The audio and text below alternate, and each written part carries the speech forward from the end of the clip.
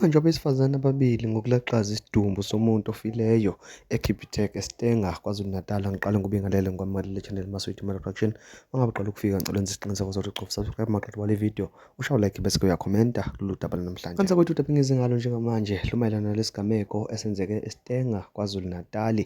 Kwenzeka into engajwayelekile, umndeni uthatha isidumbu uyosilaqaza eKapitec, okuyilapho khona bebekade bemvulela umshwalense lo muntu obekade engasekho emhlabeni. Njengoba-ke kuyaye kwenziwe ukuthi-ke uvule umshwalense ngoba-ke unethemba lokuthi uyothola usizo mhlazane-ke ushiwa-ke oyisihlobo sakho, noma-ke wena mhla udlula emhlabeni umndeni wakho angeke uze ube ney'nkinga, angeke uze uqile ey'kweletini ngokuzama ukuthi-ke ukuphelekezele ngesizotha.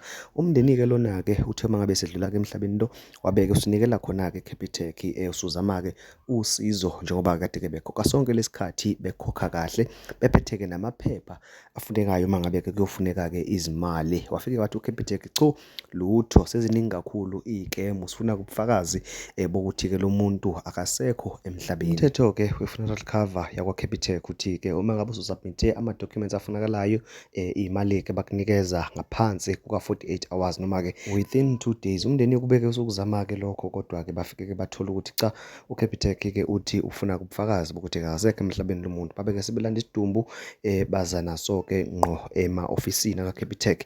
Bafike-ke basilaqaza phansi, bathi-ke nasi isidumbu ebenikade-ke nithi-ke niyasifuna, ngoba-ke kade nithi nifuna ubufakazi. Hawu, kwababaza wonke umuntu, babaleka abantu bashona le, bamangala-ke abomndeni ukuthi hawu, senibalekelani manje ngoba phela benithe nina nifuna-ke ubufakazi. Nokuyilapho-ke kubeke sekubizwa-ke amaphoyisa. Amaphoyisa afike-ke abopha omama ababili bawo-ke lo mndeni ngecala lokuphazamisa ukusebenza kanye-ke nokwethusa. Kodwa-ke emva kwesikhashana uKapitec ubeke usuvela ey'nkundleni zokuxhumana ukuthi-ke uyaxolisa kakhulu ngesehlo esenzakele. Wona-ke uhlala uzama ukuthi-ke wenze iqiniso uma ngabe-ke umuntu ejoyine i-funeral cover yabo, kanti-ke futhi banxusa ukuthi-ke abantu beze-ke namaphepha afuneka ngempela uma ngabe-ke sebezo-claim-a. Kanti-ke kubeke sekuvela nokuthi-ke laba bobabili ababoshiwe sebededeliwe ey'tokisini, nokungakacacile ukuthi ngabe badedelwe nge-bail noma-ke mhlambe icala lesuliwe. Kanza kwethu ithiwani le ndaba yokuthi uma ngabe usushiwe isihlobo sakho kumele futhi uphinde udile nama-funeral cover